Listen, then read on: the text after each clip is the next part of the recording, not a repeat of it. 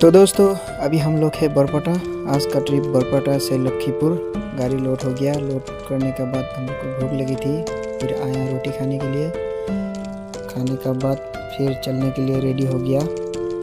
और आज हमारे साथ जेसीबी का ड्राइवर है, वो भी घूमने के लिए जाएंगे। वो बोल रहा चलो आप लोग के साथ घूमने जाएंगे। ठीक है चलिए। और साइड में देखिए डिफेंस का गाड़ी ले जा रहा है।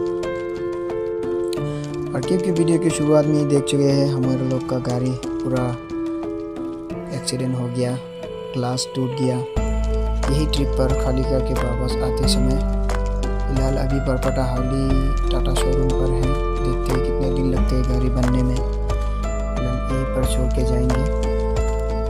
ये देखिए यहाँ साइड में हम लोग का गाड़ी खड़ा कर दिया। ये देखिए कितनी बुरी तरह से